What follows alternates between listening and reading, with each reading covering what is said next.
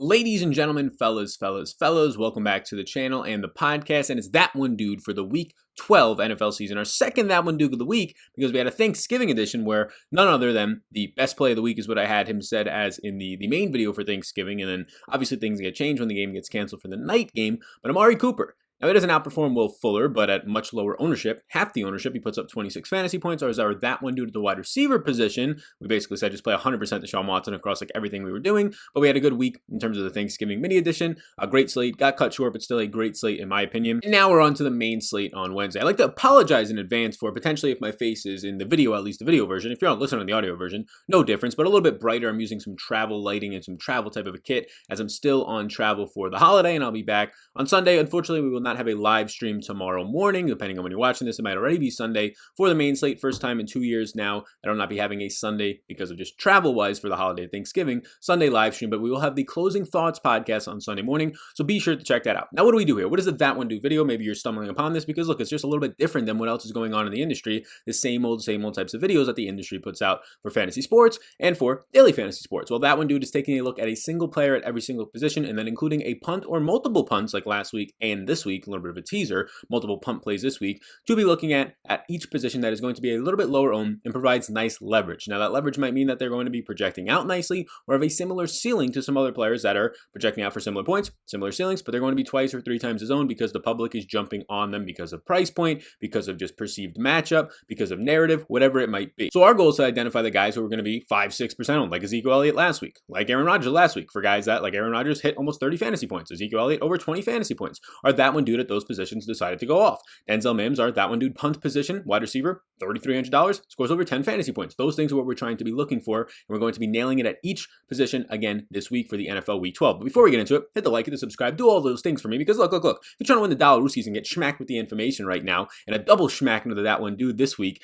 for the Thanksgiving week and now the Sunday main slate Week 12, please do hit the like and subscribe, because that fuels the channel a little bit. It allows it to grow, reach more people, makes this content that is very unique in the DFS industry, the That One Dude edition specifically, reach more people and get more eyeballs on it, which allows us to continue to be doing this and continue to innovate and find even more topics that a lot of people out there are going to enjoy, have some other ideas moving forward for the final couple of weeks of the season and the playoffs. And this video is sponsored by Monkey Knife Fight, have been a sponsor of my show now basically since March, February, right around there, and they've been a fantastic support of the show. Appreciate, respect everybody over at Monkey Knife Fight. Now, Monkey Knife Fight is a player prop site, more or less over under fantasy points, things of that nature. You can combine some together, you can combine props together, you can play different types of game modes as well on Monkey Knife Fight. Lots of stuff going on there. So if you like player props, and we have a player prop video that looks at the Monkey Knife Fight lines that comes out Friday afternoons at noon. Now, this week it came out for Thanksgiving, and it's going to be coming out at noons on Friday afternoon every single week moving forward, including the playoffs, thanks to Dylan Bird. So be sure to check that out. Again, you can like and subscribe, notify so you know when that video comes out, but all that type of stuff, you can check it out on the channel because it's just going to help you win even more money. Why not do that? Or you can just do the picks that you like. Play the players that you like to play to see if you have some sort of an edge. If you have the game-by-game notes, if you have the projections right now on Patreon, you can find that all linked down below. You'll have a nice little advantage on these Monkey Knife Fight props as well as just not DFS, but those props as well. So check it out. If you use my last name, Vetri, that is Vetri, you will be given free dollars because they say, hey, yo, Sal, can you get somebody over here? Can you get some people over here to play this site of ours, Monkey Knife Fight, fastest growing DFS site, and we'll give them a little bit of a bonus. Free money up to $50. You put 10 in, bam, 10 back. You want to put 37 in, something random, obscure, you get 37 back. So check it out. Promo code Vetri, Vetri, my last name, gets you that bonus. Let's start off right now with the quarterback position. And the quarterback position this week, look, I'm going to be honest with you. I'm not too worried about ownership at the quarterback position. In GPPs, I honestly don't care all that much about it. If a quarterback's going to be, more times than not, they're between like 5 and 15% on, 15 usually being the high weeks. Now, let's just say Josh Allen or Patrick Mahomes this week, higher owned quarterbacks, are going to be coming in at 10%, 12% ownership, somewhere around there. If I decide to full on game stack, which I do in every single one of my GPP lineups, unless it's a very small field, if I decide to go 4 to 5 players from a single game in that GPP, if the quarterback is going to be, let's just say 10% owned, in those game stacks, it's going to be probably less than 1% owned in a lot of the fields, and even in the higher stakes where professionals are more keen to game stacking, more keen to it, you're probably going to see maybe 2, 3, 4% owned at most, which means that ownership in that lineup is already going to become a little bit more unique because of the full on game stack that most people in bigger field tournaments, large fields, won't do. So although we are going to be giving you a lower owned option, what that basically says is that leverage at the quarterback position, you're leveraging stacks more so than the single quarterback ownership. So don't get too caught up in, oh, but my quarterback's 7%, I can get a 3% owned quarterback. No, 7% for a quarterback is very low because you are pretty much understanding then that stack, the full on game stack for 5 players from the game, it's going to be like 1 or 2% owned at most, depending on your contest. Probably less than 1% owned, the same exact stack you're using in a lot of them. So with that being said, yeah, I do like playing Patrick Mahomes this week. I do like playing Josh Allen. I assume they'll be my 2 highest or 2 of my highest owned quarterbacks this week, and I'm okay with that. I'm okay if they pick up 10 to 15% ownership because I know I can get unique within their stacks. But that being said, there's a quarterback that I do like in those games, and on the opposite side of the game of Josh Allen, in Justin Herbert. He's our that one dude at the quarterback position this week because Justin Herbert continues week in and week out to put up dominating performances in fantasy. Had another one, his second best performance of the season last week, and he is finally getting respected with his first $7,000 price tag of the entire season.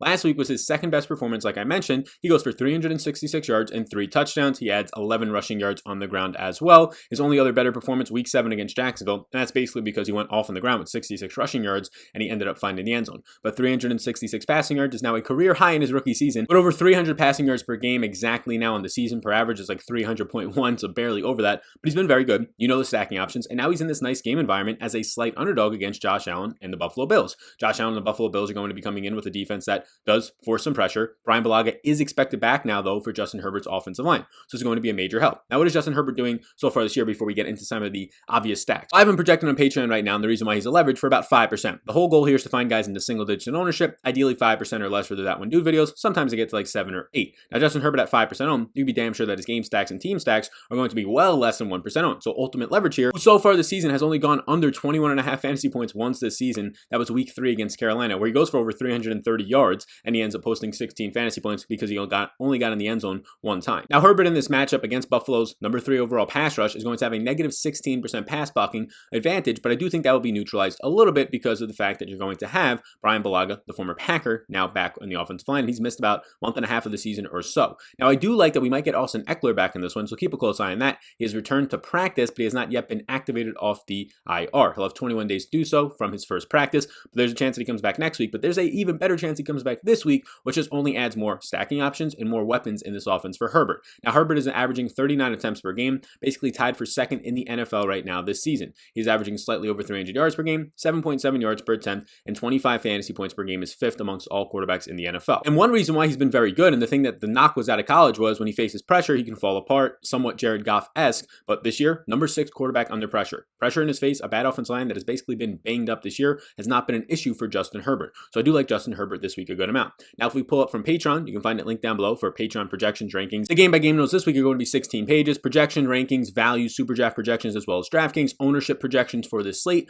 rankings. A lot of stuff is going out over there. Showdown information, patreon.com/Sal_Vetri_ to check it all out. Now, as you can see on the screen right now, Justin Herbert I have projected for 23.5 fantasy points. Now, out of all my quarterbacks, that is going to be my 4th highest projection for a quarterback. Now, if we just factor this by point per dollar value, he's my 5th best point per dollar play, meaning that he's my 5th best bang for your buck quarterback. I have him as a B in cash and a B plus in GPPs, and the reason why he goes from a B in cash to a B plus in GPPs is because of the ownership. He's going to be lower owned, and ownership matters basically only in GPPs. Slight instances in cash where it's going to matter, but on the opposite side, if you don't play a guy that's 95% owned in cash, you're probably taking on more of a risk there, whereas in a GPP, it's the complete opposite. You're taking on a pretty nice advantage if that does not work out for you. But in this instance, lower owned Justin Herbert in the GPP makes him more appealing to me. That's why he gets the B plus ranking. Now, 23.5 points, that's very good. When you factor it in with his stacking option this one, Keenan Allen's more expensive now, finally $8,000. Mike Williams has been producing, scored a touchdown in that last game. You have Jalen Guyton who's running routes, just not producing and not getting separation. And really, when all the offense is going towards one guy with a huge target share in Keenan Allen, it's very similar to what's happening last year in the Saints in New Orleans with Michael Thomas. This year, what's happening right now with Devontae Adams and the Packers, those secondary receivers, when somebody's seeing a 30+% target share, like Adams, like Allen, like Michael Thomas last year, you're just not going to have these other options going off as consistently. So it's pretty interesting to see that Hunter Henry, the tight end, has seen in 80% of his games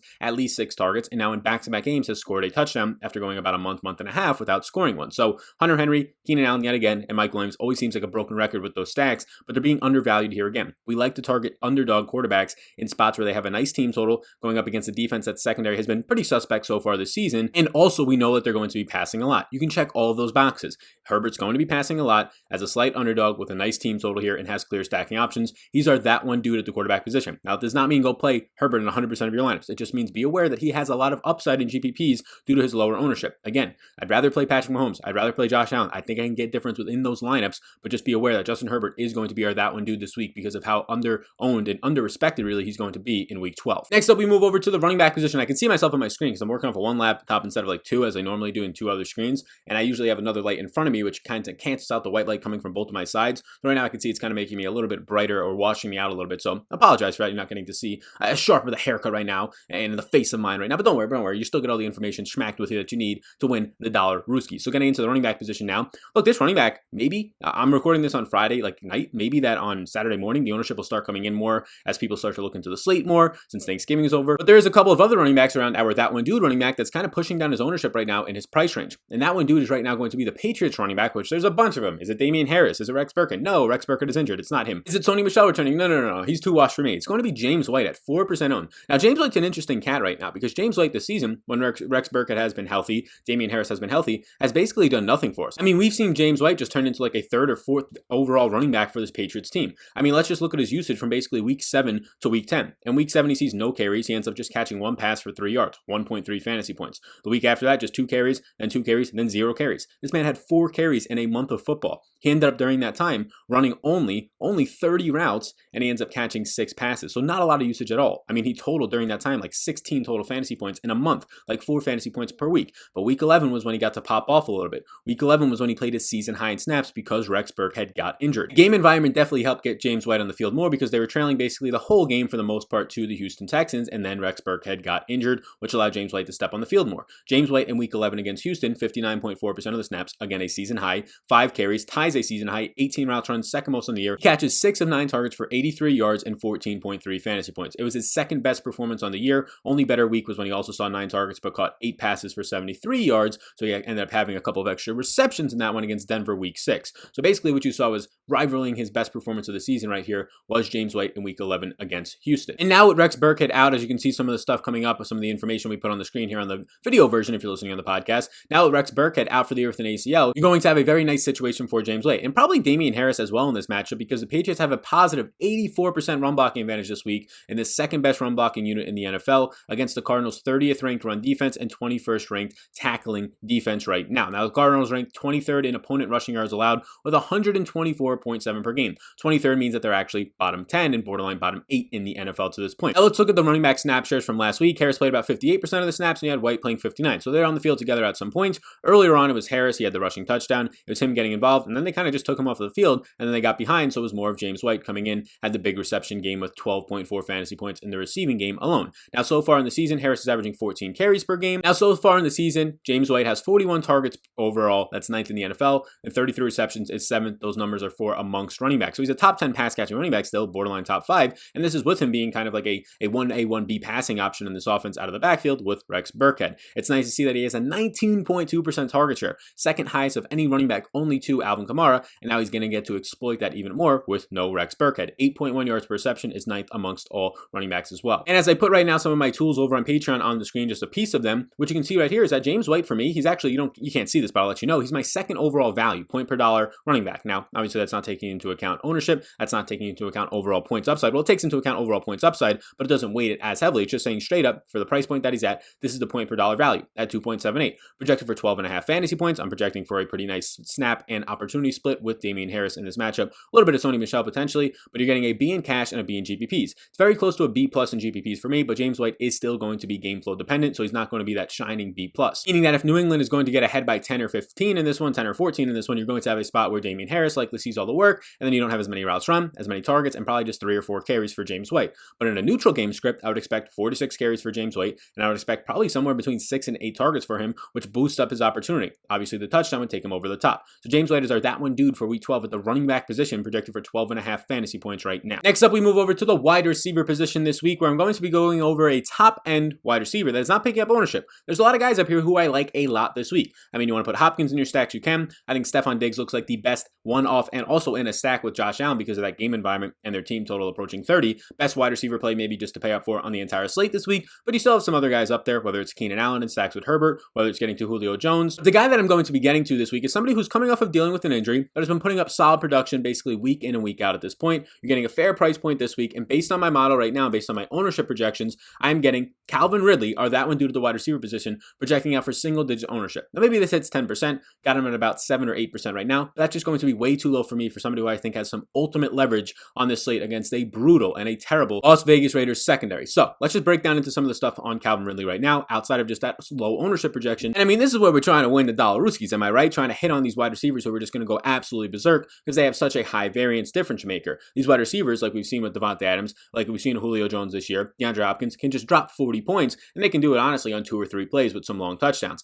Now, this secondary right now for Vegas is not good. They're 31st overall in pass rush, so no pressure, giving Matt Ryan, who, when he does not face pressure, is a much better quarterback a lot of time, and they're ranked 26 in overall coverage, allowing the 28th most, so bottom 5 in the NFL, opponents passing yards per game with 273.6 per game. The defensive line only getting a 26% pressure rating, which is 27th in the NFL. By all accounts, Matt Ryan will have time to throw and have time to throw downfield in this one with success. Now, Julio Jones is going to be questionable for this game. It seems like he's trending towards practicing though, but just keep a close eye on that. If he is out, I think it hurts the overall offense's efficiency, but the individual numbers of Calvin Ridley, I don't think it will hurt. If anything, it might increase his overall target share from the games from maybe 25 to 30% to 30 to 35 to 40% in this game, actually, with no Julio out there. Now, for Ridley himself, we can put it up on the screen right now, a positive 47% matchup against Trevion Mullins. And look, he's been bad since, I think he was a rookie last year. Since he's kind of come into this league right now, he's been bad. And it's going to be a top 5 matchup on the entire weekend for Calvin Ridley against this Vegas secondary, but more importantly, his one-on-one matchup against Mullen. He'll probably also see on the opposite side some Arnetti. I believe it's Damon Armetti, the mom, Armetti, 66% positive matchup for Julio if he's ready to go. So huge potential spot here for these Atlanta outside receivers, and maybe even a stack of Atlanta, which is not going to be all that highly owned. Probably pretty similar to these Justin Herbert stacks, if not lower owned at this point, just more expensive to fit in their top end receivers, which makes it a little bit less appealing. And then you have Waller as the main run back on the opposite side, or Josh Jacobs, who are also expensive. So it's an expensive stack that does not have a mobile quarterback, which makes me a little bit weary, but again, still a very good spot for Matt Ryan and these pass catchers from Atlanta. Now, a 22.6% target share is 19th in the NFL for Ridley, and a 30% red zone target share is top 5 right now in the NFL. He's first in air yards, so you like to see this. He's being used in the red zone 30% of the time on this offense, and he's also number 1 in the NFL in air yards with over 1,100 to this point. Seeing all of those high upside targets and usage and volume with 22 deep shots, that is 20-plus yard targets downfield. He is first in the NFL there, 5th in the NFL with red zone targets with 13 so far this season, averaging 17.8 fantasy points per game, also top 8 at the position. He's an efficient wide receiver in terms of yards per out run, ranking 10th overall in a week 11 in what is considered a bad week after him coming back from injury. 5 catches, 90 yards on 9 targets, so he still got the volume, just didn't find the end zone, didn't get the bonus there, but 14 fantasy points in a bad week for Calvin Ridley is something that I'm willing to go to the bank for at this low ownership number. Now let's just look at what Calvin Ridley's done this season. 34 fantasy points, 30 fantasy points, 17, and he gets goose egg by Jair Alexander in week 4 against the Packers on 69% of the snaps. He scores 0 points, but look, that's not on him. He only had 5 targets on the game, 1 red zone target. He was overthrown on what would have probably been a 50-yard touchdown. He was underthrown, right? He was underthrown to him on that. So right there, that would have been a decent game for him, double-digit fantasy points.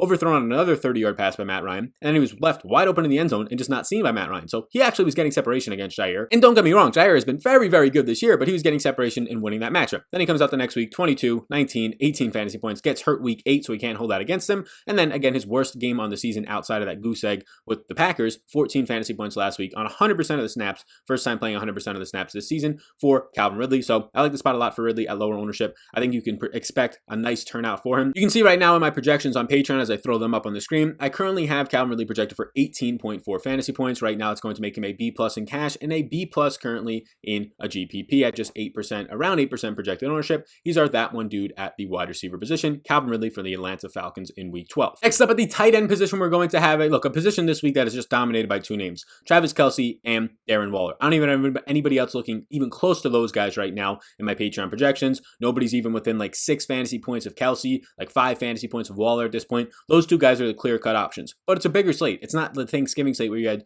2 games, 4 quarterbacks, and Deshaun Watson. For me, in the Patreon Closing Thoughts podcast we talked about, was a clear 100% play. Stack them up 100% of your lineups. Now, although these tight ends look fantastic, they can flop, and although Travis Kelce has been anything but a flop in really almost any of his games this year, they can definitely flop and not get you what you want out there, so we're not going to be playing 100% of them. So, although I think they make up 50% of the ownership, I think they might make up like 60% of my lineups. We have to piece together those other spots in our lineups at tight end where we're not going to be paying up. If you want to play the expensive running back in Dalvin Cook, or you want to play an expensive stack like the Chiefs this week, right? If you want to do something like that, you might have to get away from these tight ends. And interesting to get away from the tight ends playing the Chiefs, but you can go to 2 wide receivers with Patrick Mahomes. But you just might have to do that because these tight ends are expensive, and then you can't pay up at other positions in a week where it looks very beneficial to pay up at the quarterback position. Naturally, then you'll probably pay up at least one of your wide receiver positions as well. So the goal here is to not find you the guy who's going to score the most points in the slate because, I mean, that'd be great if we did so, but just a guy who had a cheaper price point will match the value that those higher priced and probably higher scoring tight ends in Kelsey and Waller are going to do. So who is that this week for me? Well, it's going to be a man named Jordan Reid, who has a somewhat limited sample this year, but when he's actually been able to play 2 to 2.5 games,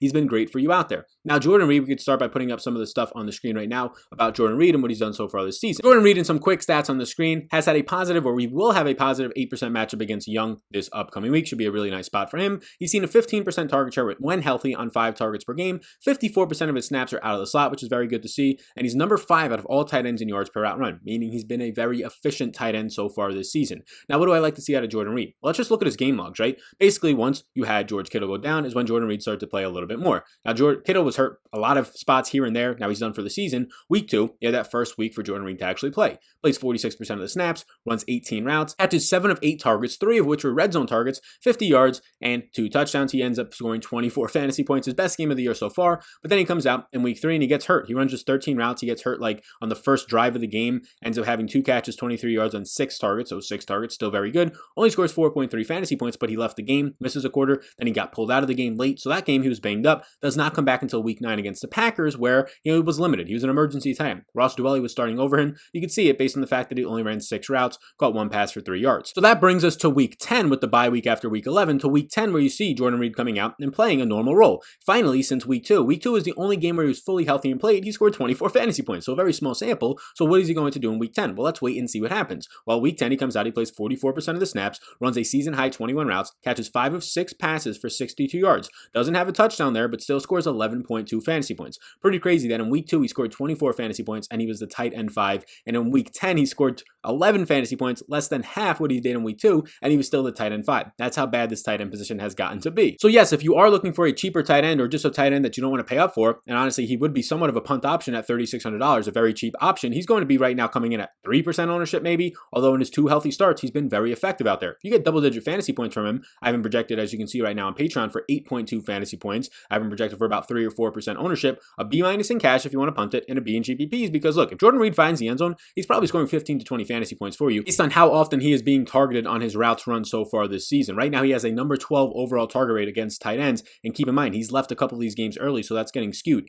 He's actually probably closer to number 7 or number 8, meaning that when he runs a route he's being targeted 38% of the time. That is absolutely insane. Almost 2 out of every 5 passes are going to Jordan Reid when he's running routes out there for the San Francisco 49ers. That is very good to see. So Jordan Reid at a low price point and low ownership, but definitely has the upside to score double-digit and even 20 fantasy points if he finds the end zone, is our that one dude at the tight end position this week. Now we have a bunch of different punt options, and I'll kind of break down into them, each of them a little bit here. They're going to all be wide receivers, and they're all going to be cheap options, some of which are going to pick up ownership, and some of which are probably not going to pick up ownership. Now the first one is going to be Gabriel Davis, who I do think probably honestly picks up maybe 15+% ownership. He's the minimum price $3,000, and John Brown just got ruled out. He's probably going to see a decent matchup against Carlton Davis. Carlton Davis has been good this year. Carlton Davis has honestly at points been fantastic this year, but he has had his blunders like that last game out you saw. So it'll be a nice matchup. Davis allows 1.13 yards per cover route so far this season, and what you're getting out of Gabriel Davis is it's kind of wishy-washy. The fact that he's actually going to be higher owned leads me to actually get away from him more times than not. The reason I bring him up in the punt section is because he is definitely cheap, especially if you're trying to play cash, but as a GPP show, he might actually be a decent pivot away from option. If you want to just put him in your Buffalo stacks, that's fine. Get different elsewhere. I don't think he'll be 30 or 40% owned. Maybe he'll be 15% owned. That's not that crazy. But this is a similar situation to what we were saying earlier on. Like if you have a wide receiver in an offense like Steph Diggs taking on a 30% target share, basically leading the league in like receiving yards and targets to this point in the season, you're not going to have a lot left over on the bone for some other wide receivers. And you also have a strong secondary option at wide receiver in Cole Beasley still there. So if you have a guy in Gabriel Davis who, yes, in week 5, I admit it, he had 5 catches, 58 yards on 9 targets, 2 red zone targets. He was used heavily. Outside of that though, even in spots where John Brown has been hurt, not that much usage out of Gabriel Davis. You're getting Isaiah McKenzie scoring these weird touchdowns, right? Tight ends, Zach Moss on the goal line getting a lot more work, right? In week 6, you only had 1 target. In week 7, just 3 targets on 47 routes run, right? In week 8 and week 9, he's kind of getting a little bit less used in the offense. And then in week 10, after John Brown gets hurt, he runs 25 routes. That's a lot of routes. Only sees 3 targets, catches none of them. So if he is indeed going to be this highly owned, although he's on this section in a punt play, just be very cautious of it. I personally will be leaning to fade him unless I'm putting him in a stack, because I know that my stack will get me a little bit more unique. Now, when he has at least ran 25 or more routes this year, he has been pretty effective. Week 3, he goes over 12 fantasy points running 27 routes.